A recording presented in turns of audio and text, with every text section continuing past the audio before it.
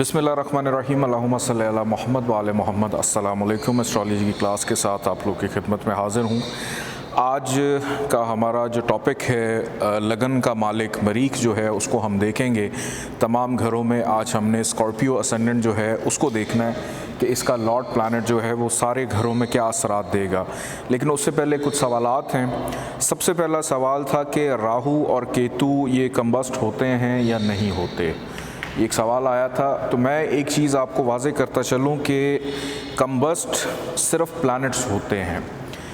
राहु केतु चूँकि ये नोड्स हैं यानी शैडोज़ हैं, तो ग़रूबियत के लिए हमें कोई ना कोई एक फ़िज़िकल बॉडी चाहिए। अगर वो वजूद ही नहीं होगा वो ग़ुरूब ही नहीं हो सकता। बल्कि होता ये है कि अगर राहु ख़ास तौर पे शम्स के करीब चला जाए तो वो शम्स की ताकत को कम कर देता है, उसकी ताकत को भी कम कर देता है। ये इतना ताकतवर होता है राहु जो है। तो राहु केतु जो हैं ये दोनों ग़ुरूब नहीं होते। ग़ुरूब सिर्फ वो सियारे होते हैं जैसे कमर है, मरीख है, वीनस है, जुपिटर है, सैटर्न है, ज़ुहल, जिनकी फ़िज़िकल बॉडीज़ एग्जिस्ट करती हैं। और राहु केतु की चूँकि फ़िज़िकल बॉडी एग्जिस्ट नहीं करती इसलिए ये ग़ुरूब नहीं होते हैं। फिर एक सवाल ये भी आया था कि कौन कौन सा सयारा जो है वो किस घर में कितना अरसा गुजारता है। तो इसका बड़ा तफसीली मैंने ग्रुप में मैसेज भी किया था, फिर सबको इंडिविजुअली भी मैसेज किया कि कमर जो है वो 28 दिन शम्स का सबके तकरीबन। लेकिन उसमें एक चीज़ आप लोग अपने जहन में रखें कि एक हाउस के अंदर कोई भी प्लैनेट है, जैसे आजकल मरकरी को अगर हम देखें, मरकरी की जो टाइम ड्यूरेशन मैंने आपको भेजी है उसमें यह भी मेंशन है कि अगर कोई सियारा रेट्रोग्रेड हो जाए, जो कि मरकरी आजकल रेट्रोग्रेड चल रहा है, तो फिर उसका टाइम स्पैन उस घर में कम हो जाता है। क्योंकि हर प्लैनेट ने 0 दर्जे से लेकर 30 दर्जे तक एक घर के अंदर अपने सफ़र को मुकम्मल करना है। और जब तक उसका सफ़र 30 दर्जों का मुकम्मल नहीं हो जाता वो तब तक उस घर में रहता है। कुछ प्लैनेट्स जो हैं वो बड़ी तेज़ मूवमेंट रखते हैं, जैसे कमर है, सबसे ज़्यादा फास्ट मूविंग प्लैनेट है, शम्स है, वीनस है, ज़ुहल जो है अब वो एक घर में 2.5 साल तकरीबन रहता है। और वो पूरा जो चक्कर है 360 का पूरे जायचे का, वो तकरीबन 30 साल 28 साल के बाद जाके दोबारा उसी पोजीशन पे आता है जहां वो पहले था। तो इस तरह से मैंने आपको फॉरवर्ड किया था, उसको आप लोगों ने देखना है। फिर एक सवाल आया था कि शरीक हयात को 7वें घर से देखते हैं तो ये कैसे पता चलेगा कि फ़ैमिली में शादी होगी या आउट ऑफ फैमिली शादी होगी या बैरून मुल्क शादी होगी। 7वां घर आप सबको पता है कि शरीक हयात का है। अगर 7वें घर का और दूसरे घर का कोई ना कोई कनेक्शन हो या चौथे घर का कोई ना कोई कनेक्शन हो तो बड़े वाज़े चांसेस होते हैं फैमिली में शादी होने के। अगर 7वें घर का और 12वें घर का आपस में कनेक्शन हो तो बड़े वाज़े चांसेस होते हैं बैरून मुल्क शादी होने के। अगर 5वें घर का और 7वें घर का कनेक्शन हो तो बड़े वाज़े चांसेस होते हैं शादी मोहब्बत की होने के। तो हाउसेस, अब जैसे दूसरे घर में आपको पता है ख़ानदान रिश्तेदार आते हैं, अगर आपके 7वें घर का मालिक यहाँ पर जाकर बैठ जाता है दूसरे घर में, या दूसरे घर का मालिक इधर आकर बैठ जाता है, या दूसरे घर का मालिक अपनी कोई नज़र 7वें में डाल रहा है, या 7वें घर की कहीं से भी नज़र जाके यहाँ पर पड़ रही है, चाहे किसी नहस घर में ही क्यों ना हो, तो अगर उसकी नज़र पड़ रही है तो वो चांसेस बनाता है फैमिली में शादी होने के। मोहब्बत की शादी का भी कुछ यही सूरत हाल है कि अगर 7वें का और इसका कोई ना कोई कनेक्शन हो तो बहुत चांसेस होते हैं मोहब्बत की शादी होने के। फिर 12वें घर और 7वें घर के इसका मालिक इधर इसका मालिक उधर चला जाए, या कोई भी सियारा इन दोनों घर का कहीं पे भी बैठ के कोई ऐसी नज़र डाल रहा है कि जिसमें इनका आपस में कोई कनेक्शन बन जाए, या ट्रांजिट के अंदर अगर आप शादी के दौर से गुज़र रहे हैं और कोई ट्रांजिट के अंदर 12वें घर की दशा चल पड़े और आपको रिश्ता ढूंढ रहे हैं, हो सकता है उस दौर में बैरून मुल्क से कोई रिश्ता आ जाए, चाहे हो सकता है आपकी फैमिली में ही हो लेकिन बैरून मुल्क हो, या दूसरे घर की दशा चल पड़े और आप रिश्ता ढूंढ रहे हैं, तो इस तरह से भी होता है। फिर तीसरे घर में कज़न्स भी होते हैं, जो आपके कज़न्स हैं उनको भी देखा जाता है तीसरे घर से। तो तीसरे घर से भी अगर कोई कनेक्शन हो तो कज़न मैरिज होने के चांसेस भी बन सकते हैं। अगर 11वां घर, 7वें घर का मालिक 11वें में चला जाता है तो या तो किसी दोस्त से शादी हो जाती है कि आपका दोस्त है, क्योंकि वहाँ से नज़र 5वें पे भी पड़ रही है, मोहब्बत के घर पे भी, या ये होता है कि शादी के बाद आपका शरीक हयात आपका बहुत अच्छा दोस्त बन जाता है। तो इस तरह से जो प्लैनेट्स की नज़रात हैं, इस तरह से आप लोगों ने उसको देखना है, इससे पता चल जाता है। फिर पूछा गया कि 5वें घर में शम्स, ज़ोहरा, ज़ुहल हैं तो कैसे पता चलेगा औलाद मेल होगी या फीमेल होगी, और असेंडेंट जो है वो स्कॉर्पियो ही है। एक सवाल आया था और इसमें उन्होंने बताया कि ज़ोहरा और ज़ुहल जो हैं वो ग़ुरूब हैं, अक़रब लगन है, और यानी यही जायचा है, आज इत्तफ़ाक़न यही जायचा बना हुआ है, यही जायचा है। और 5वां जो घर है वो है पाइसिस के पास, इसका लॉर्ड प्लैनेट है जुपिटर, और इस घर के अंदर शम्स बैठा हुआ है, उसके साथ वीनस भी है, उसके साथ ज़ुहल भी बैठा है। अब वीनस और ज़ुहल दोनों ग़ुरूब हो गए, तो कैसे पता चलेगा कि औलाद जो है वो मेल है या फीमेल है? सबसे पहली बात ये, इस घर का अपना जो लॉर्ड प्लैनेट है जुपिटर, वो इटसेल्फ मेल है। फिर यहाँ पर शम्स आकर बैठ गया जो कि वो भी मेल है, और उसने वीनस को और ज़ुहल को ग़ुरूब कर दिया, तो ज़्यादा ताकत किसकी हो गई? शम्स की, तो ज़्यादा चांसेस हैं मेल होने के। फिर इसके बाद सवाल आया था कि सूरज ग्रहण और चाँद ग्रहण किस तरह से लगते हैं और कौन से घर में लगते हैं। सूरज ग्रहण और चाँद ग्रहण ये डिपेंड करता है कि वो ट्रांजिट पोजीशन में कहाँ पर चल रहे हैं। कोई फिक्स हाउस के अंदर ग्रहण नहीं लगता। सूरज ग्रहण किस तरह से लगता है, ये आप देख रहे हैं जायचे का ये कोना है, सेंटर है बिल्कुल। इस सेंटर को समझ लें कि ये ज़मीन है।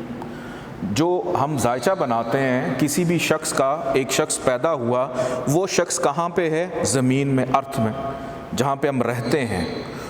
उस ज़मीन के गिर्द कमर भी घूम रहा है, उस ज़मीन के गिर्द शम्स, हालांकि ज़मीन घूम रही है, लेकिन एस्ट्रोलॉजी के अंदर हम सन को देखते हैं कि सन मूव कर रहा होता है। इसी तरह बाकी प्लैनेट्स भी मूव कर रहे हैं सोलर सिस्टम के अंदर। बेसिकली जायचे का सेंटर जो है वो ज़मीन को लिया जाता है, जहाँ पर हम लोग मौजूद हैं। आपने देखा होगा कि ज़मीन के गिर्द जब चाँद अपना चक्कर लगा रहा होता है और सूरज और चाँद के दरमियान जब ज़मीन आ जाए कि सूरज की वेव्स चाँद को ना मिल सकें, तो उसको हम कहते हैं कि चाँद को ग्रहण लग गया, ल्यूनर एक्लिप्स। ठीक है, ज़मीन का ये सेंटर है, यहाँ पर शम्स है, ये ज़मीन है, और यहाँ पर कमर आ जाए एग्जैक्ट उसी डिग्री के ऊपर जिस डिग्री पर सन यहाँ पर मौजूद है, तो फिर ल्यूनर एक्लिप्स लगता है, यानी चाँद को रोशनी नहीं मिलती। क्योंकि रोशनी देने के लिए, जैसे भी लाइट जल रही है, इस लाइट के आगे कोई आके खड़ा हो जाए तो मेरे चेहरे तक लाइट नहीं आएगी, तो इसी तरह चाँद तक वो लाइट सूरज की नहीं पहुंचती। तो इस तरह से चाँद को ग्रहण लग जाता है कि उसकी रोशनी गायब हो जाती है। तो लेकिन होना उसी डिग्री पे चाहिए जहाँ पर शम्स मौजूद है। अब ये ग्रहण जो है वो इस घर में भी लग सकता है, इस घर में भी आमने सामने आ सकते हैं, इस घर में भी आमने सामने 5वें 11वें में भी आ सकते हैं, कहीं पे भी आ सकते हैं, कि कहीं पे भी घूमते हुए आ सकते हैं। अब हम बात करते हैं सूरज ग्रहण की, कि सूरज ग्रहण जो है वो किस तरह से लगता है। हमने देखा ये ज़मीन है और एक तरफ है सूरज। ज़मीन और सूरज के दरमियान जब चाँद आ जाए और ज़मीन के ऊपर सूरज की वेव्स ना पहुंच पाएँ, उसको हम कहते हैं कि सूरज ग्रहण लग गया, कि सूरज को ग्रहण लग गया। कि ज़मीन और सूरज के दरमियान में जब चाँद आ जाता है तो सूरज ग्रहण लग जाता है। आपने अभी पिछले दिनों सूरज ग्रहण लगा था, लास्ट ईयर लगा था, तो टीवी पे भी दिखा रहे थे, उसमें वाज़े दिखाते हैं कि चाँद सूरज के आगे आता है, आगे आता जाता है, फिर वो एक रिंग सा बनाता है कि एग्जैक्ट उस दर्जे पे आ जाता है जब सूरज अपनी रोशनी ख़त्म कर देता है। तो इस तरह से सोलर एक्लिप्स लगता है, इसको हम सूरज ग्रहण कहते हैं। और उसमें ज़रूरी नहीं कि वो इस घर में लगे, इस घर में लगे, वो कहीं पे भी जिस वक्त पे वो मूव कर रहे होंगे, जिन भी डिग्रीज पे कर रहे होंगे, जिन भी हाउसेस में होंगे, और वहाँ पर ये पोजीशन बन जाए, तो वहाँ पर एक साल में कम से कम 2-3 दफ़ा या मैक्सिमम 6 दफ़ा सूरज ग्रहण और चाँद ग्रहण लगते हैं एक साल के अंदर। अभी 10 तारीख को सूरज ग्रहण भी लगने वाला है। ठीक है, ये आज के कुछ सवालात थे जो मैंने आपसे डिस्कस करने थे। आज का हमारा जो लेक्चर है, इसका टॉपिक है स्कॉर्पियो असेंडेंट में हम लोग देखेंगे कि मार्स तमाम घरों में जब मूव करेगा तो वो अपने क्या असरात देगा। नंबर 8 जहाँ पर लिखा हुआ है, नंबर 8 का मतलब है स्कॉर्पियो, और स्कॉर्पियो का जो लॉर्ड प्लैनेट है वो है मार्स यानी मरीख।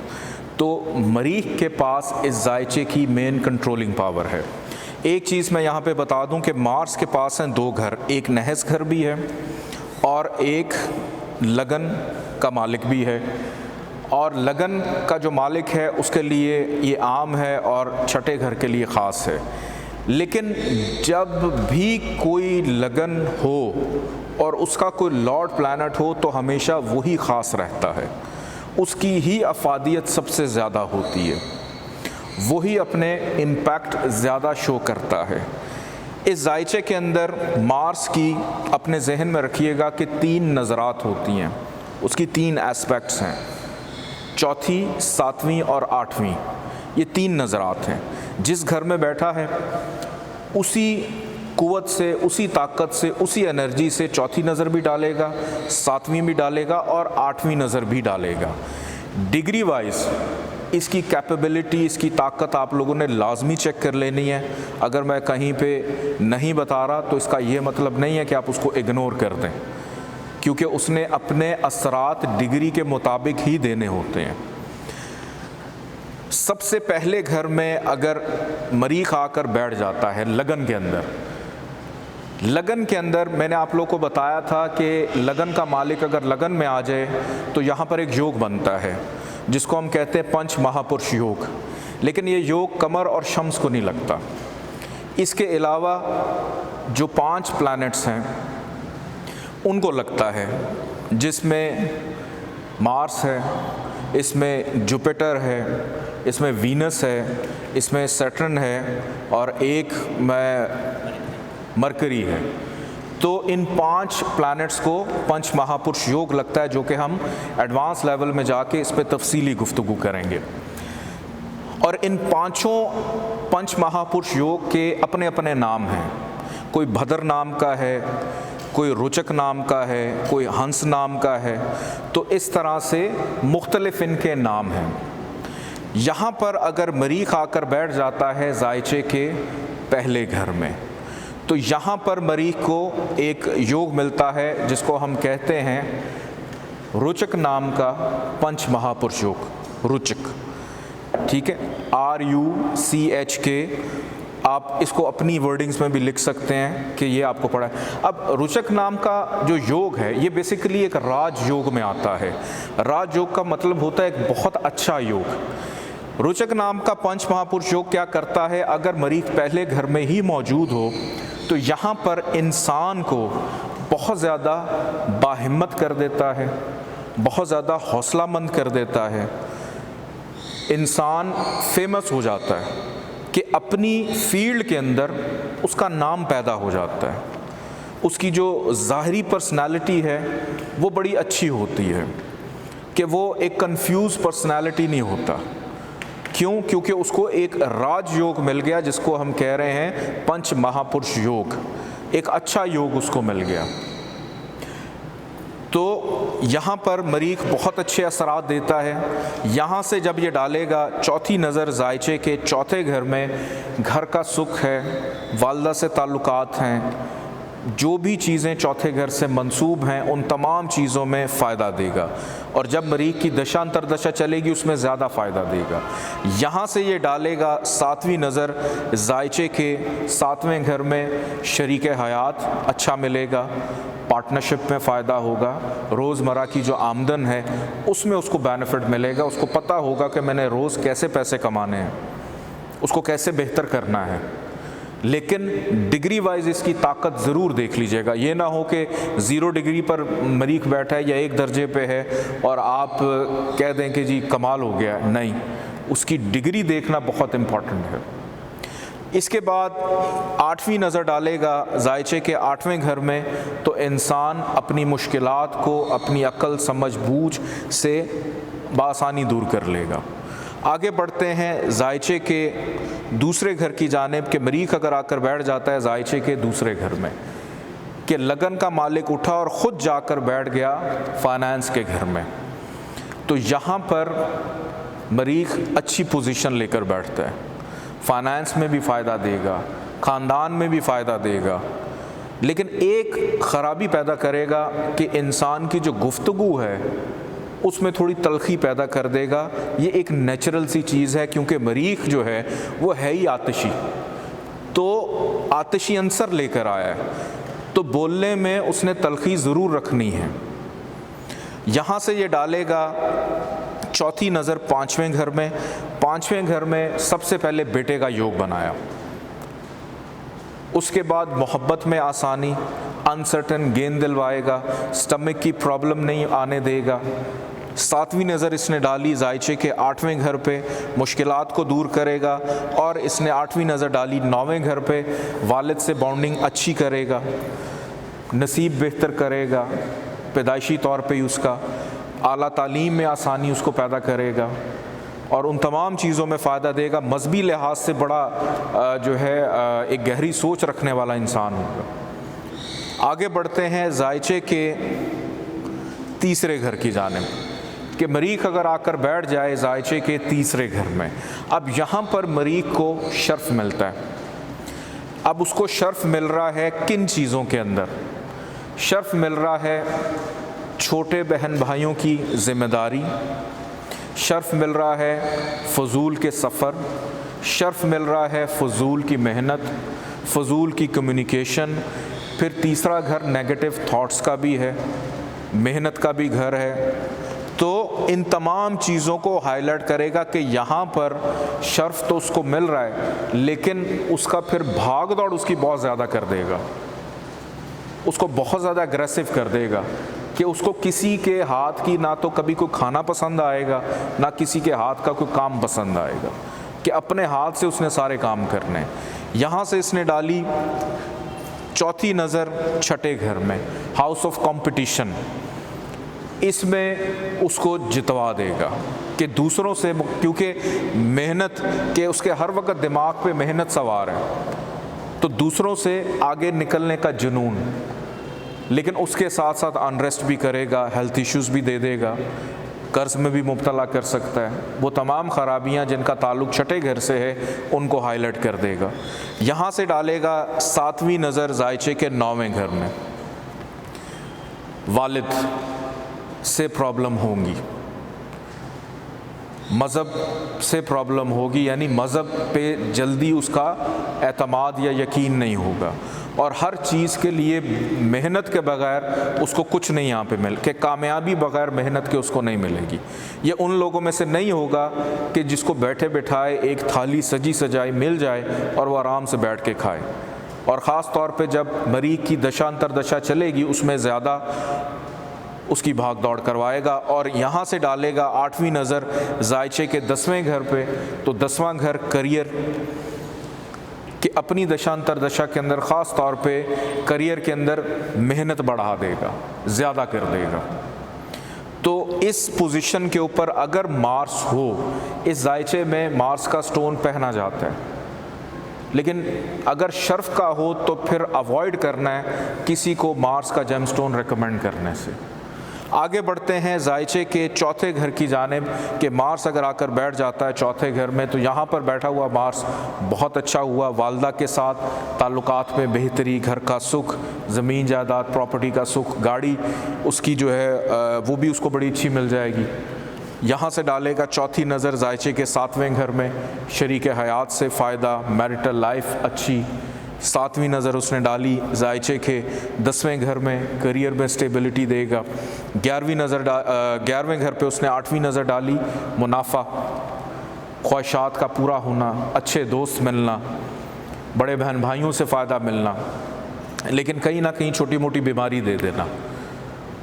आगे बढ़ते हैं जायचे के 5वें घर की जानिब के मरीख अगर आकर बैठ जाता है 5वें घर में मोल तरकोन में, यहाँ पर मरीख सबसे पहले क्या करेगा, बेटे का योग बनाएगा, मोहब्बत में आसानी देगा, स्टमक की प्रॉब्लम्स नहीं आएंगी, अनसर्टेन गेन देगा।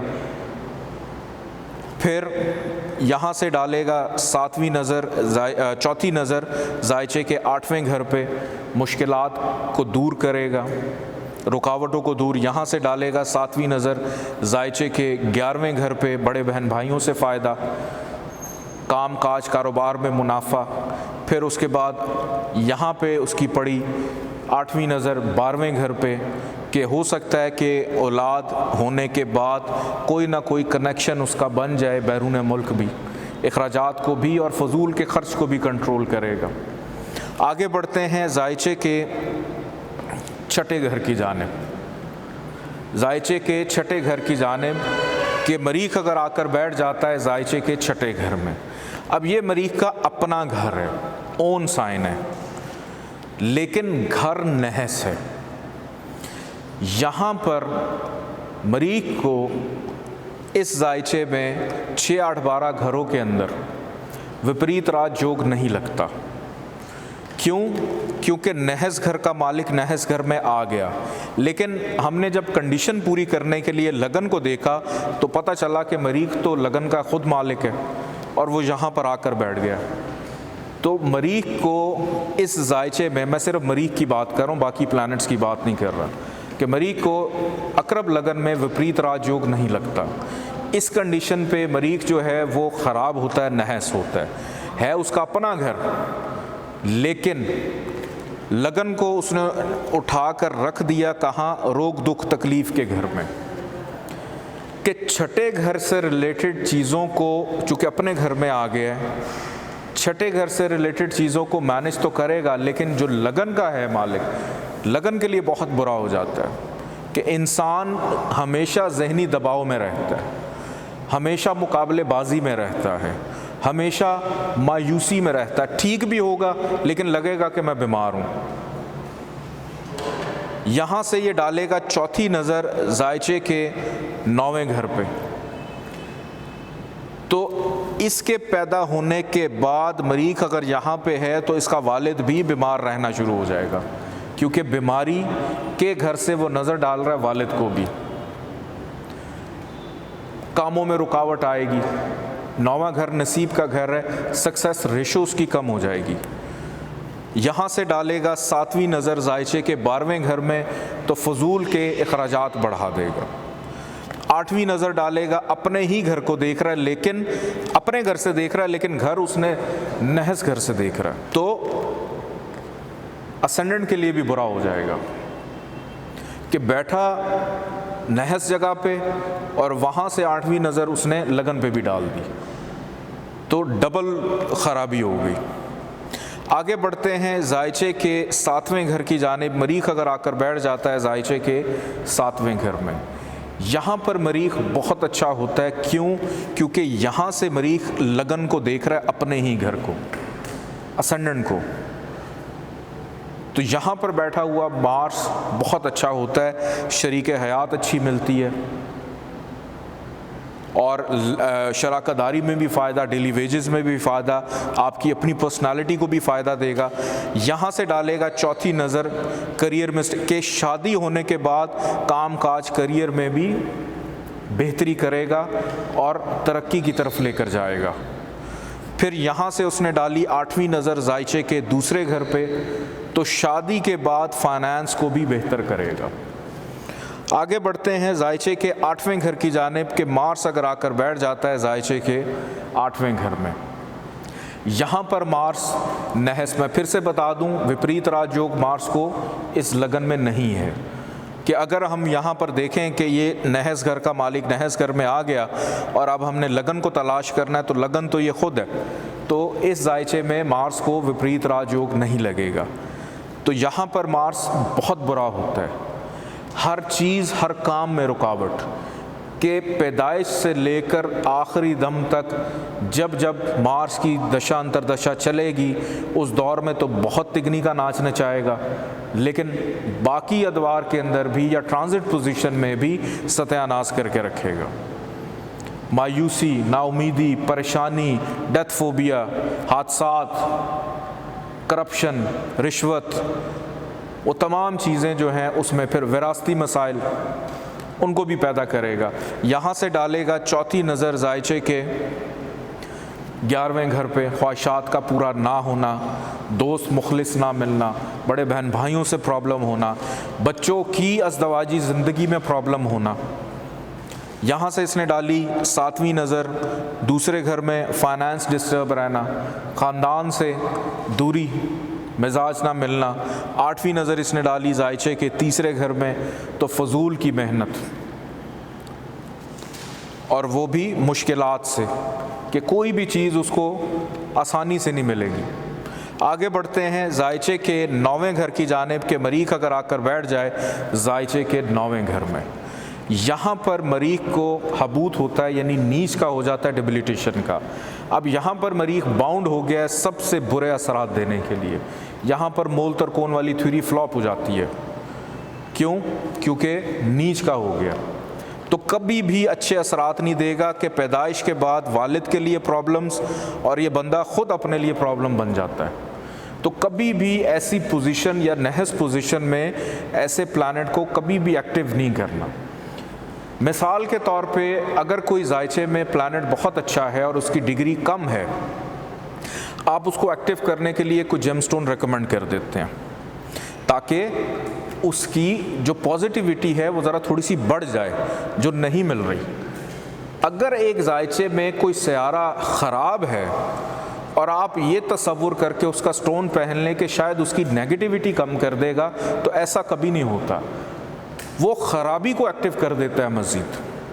ये एक बहुत बड़ा मिसकंसेप्शन चलता है, हमारे बहुत बड़े बड़े नाम हैं, एस्ट्रोलॉजर्स हैं कि जो किसी ख़राब सयारे की ख़राबी को दूर करने के लिए उसी का नगीना पहना के उसका मज़ीद सत्यानाश कर देते हैं। ये बिल्कुल उसी तरह कि अगर एक ज़ख्म है उसको आप मज़ीद गहरा कर दें, तो हमेशा इस पोजीशन में मार्स के सदके देने हैं, उसके नेगेटिविटी को रिवर्स करना है, निकालना है। ये ना हो कि आप सुर्ख रंग के कपड़े पहन के तो बाज़ार में घूमना शुरू कर दें और झूले लाल करते रहें। ये काम नहीं करना आपने, ये ख़राबी पैदा करेगा। जो ख़राब है वो उसको मज़ीद ताकत दे देगा। तो यहाँ से डालेगा चौथी नज़र जायचे के 12वें घर पे, फजूल का ख़र्चा, मुसीबत, परेशानी, ज़हनी दबाव, इख्तलाफात, जुदाई, लड़ाई झगड़ा, वालिद से लड़ाई झगड़ा, हर प्रॉब्लम्स को पैदा करेगा। शरीक हयात को भी बीमार करेगा क्योंकि 12वां घर शरीक हयात की बीमारी का घर भी होता है। जैसे ये आप हैं, आपकी बीमारी का घर ये है, ये आपका लाइफ पार्टनर है, तो यहाँ से छठा घर ये बनता है, तो आपके लाइफ पार्टनर को भी बीमार करेगा। अब बड़ी अजीब सी बात है कि मरीख का नगीना पहना आपने, बीमार आपका शरीक हयात हो गया। तो इस कंडीशन में ऐसा होता है कि जो आपके साथ मुंसलिक है, आप अपनी रेमेडी करते करते जो आपके साथ लोग जुड़े हैं उनके लिए ख़राबियाँ पैदा कर देते हैं। यहाँ से इसने डाली 7वीं नज़र तीसरे घर में, मेहनत का सिला ना नहीं मिलेगा, फजूल के सफ़र करवाएगा, छोटे बहन भाइयों से प्रॉब्लम्स पैदा करेगा, पड़ोसियों से प्रॉब्लम पैदा करेगा, नेगेटिव थॉट्स जो हैं वो दिलवाएगा। 8वीं नज़र उसने डाली जायचे के चौथे घर में, वालदा से भी प्रॉब्लम, घर का सुख भी डिस्टर्ब। आगे बढ़ते हैं जायचे के 10वें घर की जानिब। अगर 10वें घर में मरीख आकर बैठ जाए, यहाँ पर मरीख दिशा बली होता है यानी डायरेक्शन स्ट्रेंथ में आ जाता है। ताकत उसको मिल जाती है, उसकी अफेक्टिवनेस थोड़ी सी ज़्यादा हो जाती है। और मरीख चूँकि इस जायचे में मेन कंट्रोलिंग पावर लेकर बैठा हुआ है, अब उसकी नेगेटिव थ्योरी 9वें घर में थी, 6, 8, 12 में है, बाकी घरों में नहीं है।